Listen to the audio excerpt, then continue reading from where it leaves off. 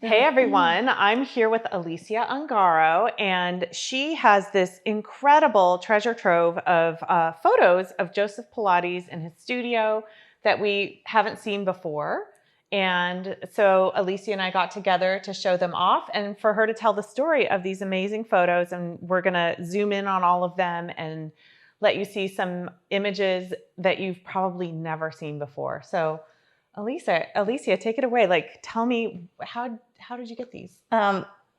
It's a great story. I'm glad you asked. And I think it should be said that we really haven't had a treasure trove of photos that sort of came into the industry since Chuck Rappaport's, which are magnificent.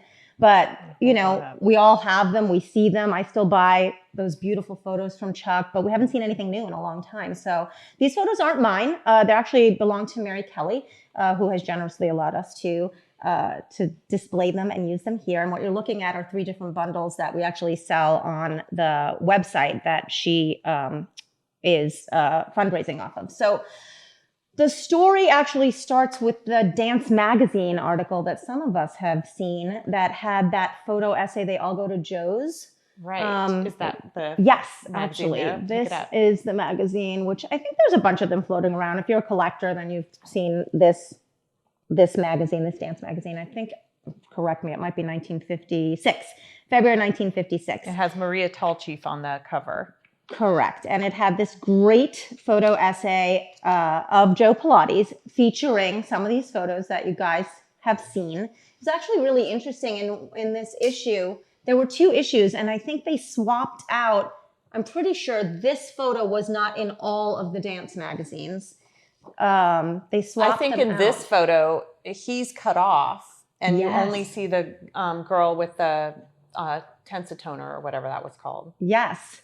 But this photo, didn't appear in all of the issues. I think they swapped it out with either the guillotine photo or one other one. Right, because some of the issues had different photos. This is Joe sitting on top of a gal who is all the way up in, I don't know what you call this here. It's basically a jackknife, and he's sitting on her feet on top of a pad or a board or something. It looks like a platform. Yeah, it's just some little platform.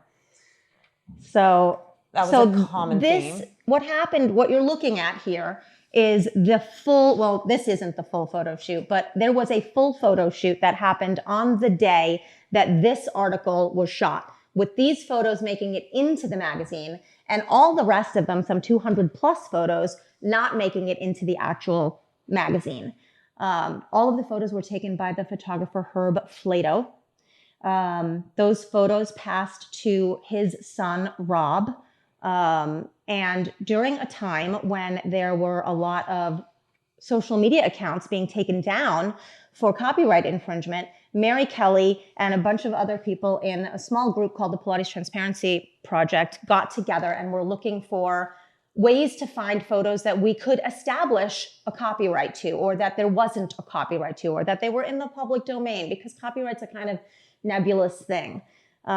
So it happened that somebody made contact with Herb's son, Rob, who I spoke to. And Rob was a jazz musician, which was a funny thing because my family has a strong connection to jazz through Charles Mingus. My mother-in-law was Sue Mingus.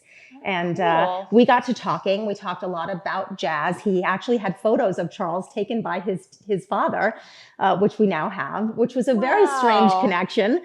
But he told me very plainly that he didn't have any photos from that shoot or at all because they'd all burned down in a fire. And months later, he called me up and said, I have some photos. And I couldn't remember who you were, but I said, I'm going to call that Mingus lady, which was really funny. So I ran over, and he had these 6 sleeves. I have to show these to you because they're crazy. Oh, please. The negatives, exactly. Yes. So the negatives were all in these sleeves laid out, and each one of them, has 30 to 36 photos. And of course, I was freaked out because it said Joe Pilates, not with the E. And one of our questions was, are these dance magazine copyright? And he said no, because my father's work was his to keep. So they would buy the photos that they wanted. And the ones that they wanted were the ones that appeared in the issue. Right. The rest of them, I think, just landed here, and nobody's seen them since. I think a few of them might have come out in other publications. Herb Flatow was a photographer. He did a lot of like girly magazines. So some of these in the collection, and you're not seeing all of them, were a little bit, you know, pushing the envelope, I'd say. A little handsy. But well, let's talk about them because these are so fascinating. So right here, Jo is she's on the high chair, and by the way, if anybody purchases these photos, you're going to want to get the matte version, not the glossy. As you can see, the glossy is kind of super reflective. Yeah. So anyway, he's pretty handsy. Yeah, he's touching her neck to get her to lift, it looks like. And then he's got a hand around the back of her waist as well. Oh, right. But for those of you who do this exercise and think, oh, I'm always on my tiptoes, well, she's not. She's on her arches, you know, stretched tendons. And there's just so much to learn in each of these photos. Yeah, it's incredible. You can see the pictures in the background, his wall of pictures that the clients use to look at, what's next. She's on, there's a fire engine outside. Welcome to New York, kids. She's holding on to the poles of the high chair in a way that we kind of don't. We usually hold on to the center of the handle, and she's grabbing onto the bars. Yeah. It's really great. They're amazing. Each one of the photos has something that you haven't seen before, and it's kind of incredible. Oh, I have to show this one because it's so cool. This is not the breathalyzer. It's a different apparatus for breathing than you've seen. It's on top of a box of Kleenex. And then these photos down here, which have been out there on social media, which I think are the junior reformer with a child shown. So you can see some of the history of what was displayed at the studio at that time. Okay, so Alicia, tell us, let's hold up a favorite photo that you've discovered fun things in. Oh my God, there's so many. Some of them are, I mean, I guess for me, as a teacher trainer, this for me is, the photos for me are not about the doing of the exercise. It's about the teaching of the exercise. So like we're getting to see the master at work. We're getting to see how he stood, how he shifted his weight, where he put his hands. And because I'm such a, you know, I come from a PT background and dance, and I teach how to use your body safely. So watching him do all the things that I'm always hammering home for me is kind of historically relevant. Yeah. But I'm like, here he is in his like wide base of support with his feet and an offset stance and using his weight shift to like help, you know, get this person into their optimal range of motion, and just the attention that he like focuses on them so much. So I'm always sort of studying what he's doing, where his hands are, how does he use them. This is an interesting one too, where he's stretches I haven't seen, you know, her legs are up in the air. They're not on the mat. Right. She's holding on to his calves.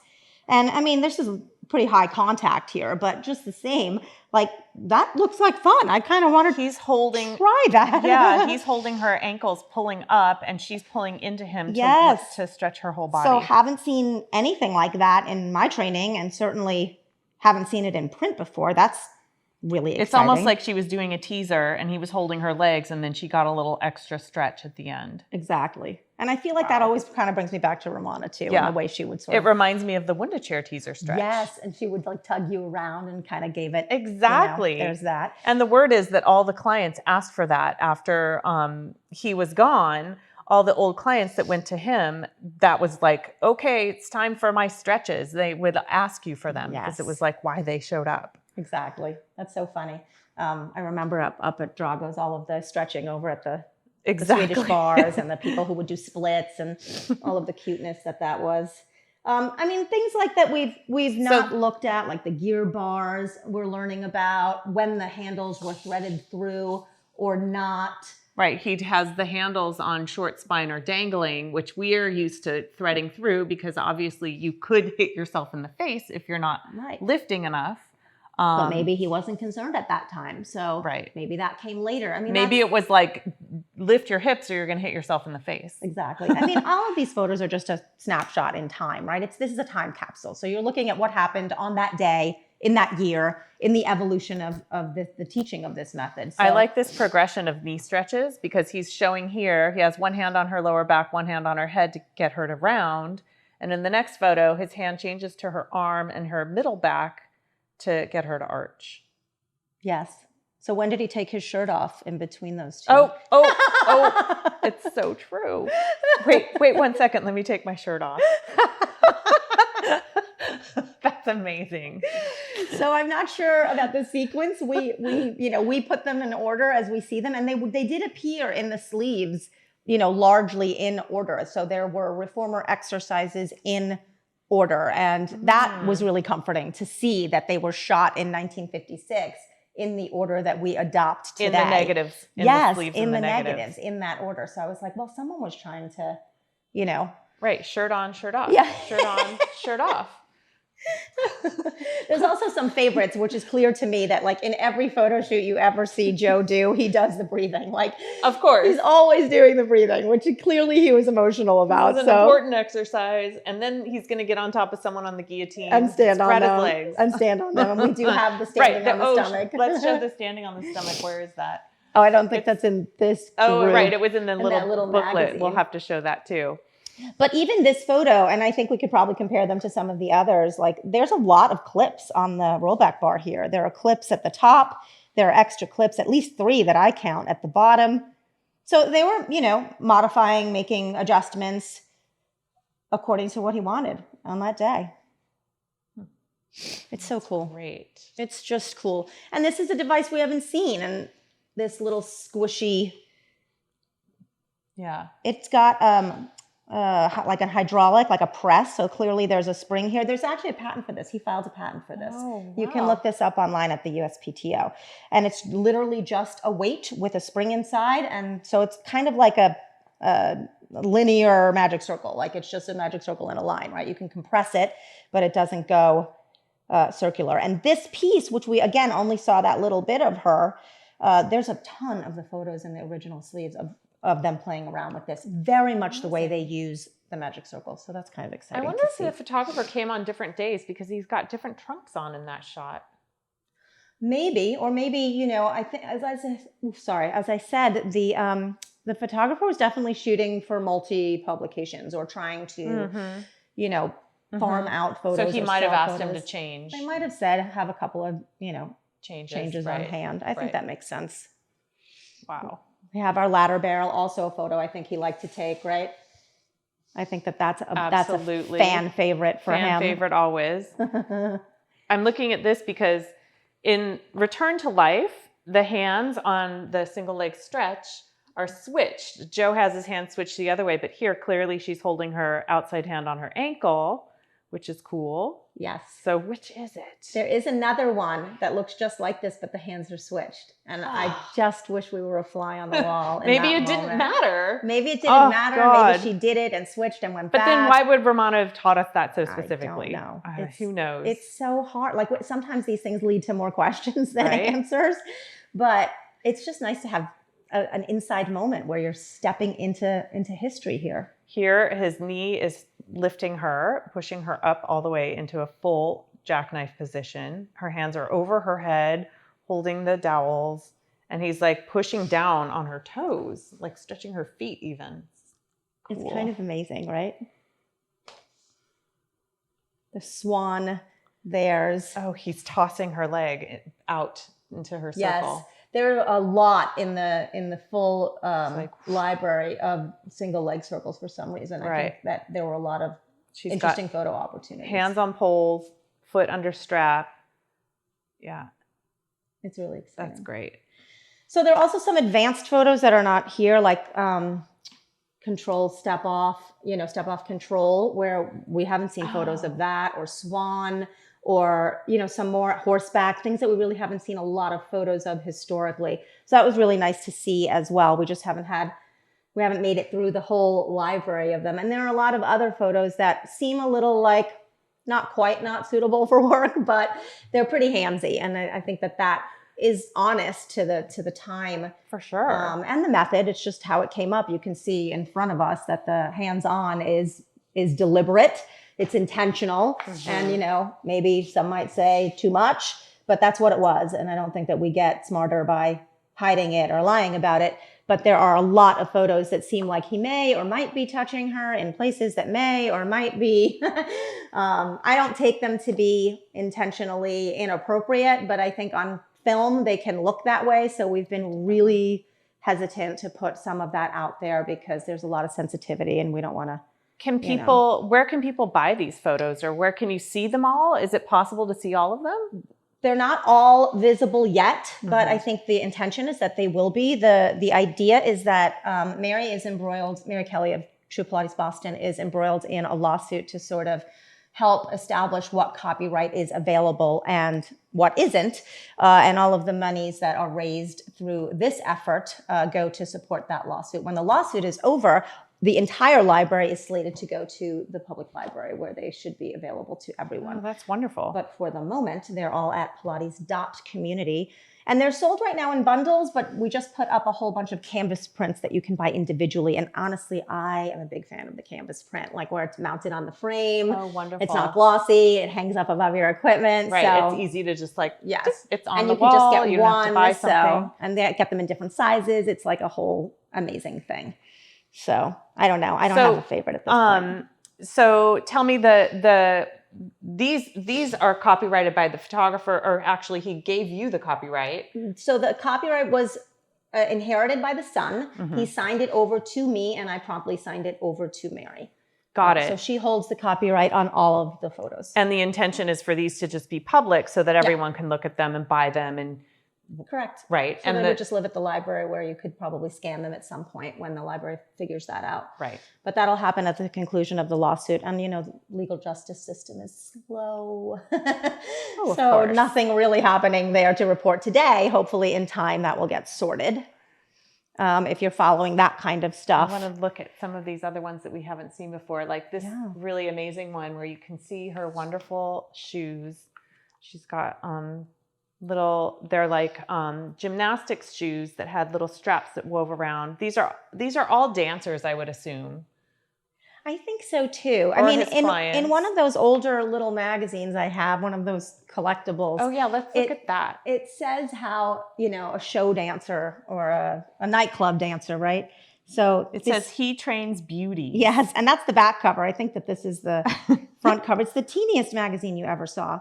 And then inside it has this little photo shoot of Joe, calling him the beauty builder. Oh, amazing. Which is kind of, again, there it is, the guillotine. And this is a giant looking magic circle, but maybe it's just it could be just the photo. We're not sure. Photo. But they identify nightclub dancer. So it seems to me like this publication is clearly about, you know, appealing visually to the female form. Truly. And they include the fact that they include him in it. This one telling. is so magnificent. It's a picture of Joe standing on someone's stomach that we really haven't seen before. He's like an age that you haven't seen in other photos, and that's kind of neat. Yes. I've seen some of the pictures of this publication on various websites, but when I found it online and ordered it, I was shocked at how tiny it was. I thought it was a full-size magazine. Yeah. When you just see the cover, you think it's a normal publication. This is like the thing you pick up to take on the subway. Exactly. And then tuck into your so bag tiny. to hide from your wife. Exactly. So this was definitely not like, you know, you're not reading this at work, right? But back in the day, this was how it was done. So it's clear to me that this photographer, you know, was selling these photos to other outlets. So the whole group of photos that are a little bit risqué, I think he might have had on purpose, right. Intentionally shot that way in order to sell to particular outlets that were not Dance Magazine, because why would Dance Magazine be interested, right? Wow, Alicia, they're magnificent. Thanks. Tell us again where people can go to find them themselves. Yes, Pilates.community is where the bundles are for sale. We'll put more stuff up as Mary selects what she wants to share. The canvas prints are now for sale. They're having a sale. I think there's a sale right now to get a little multiples for a discount. Amazing. And it's for a good cause. And I'll put for those of you who didn't get that written down quick enough, I'll put the link in the description for this video, and you can just click there to see them yourselves. And Wow, thank you for this amazing treasure trove and for finding it and for asking and pursuing his son to be able to share these with the For world. sure. And thanks to the Pilates Transparency you, Project yes, and to thank you to Mary Mary for Kelly. sharing and to everybody who helped.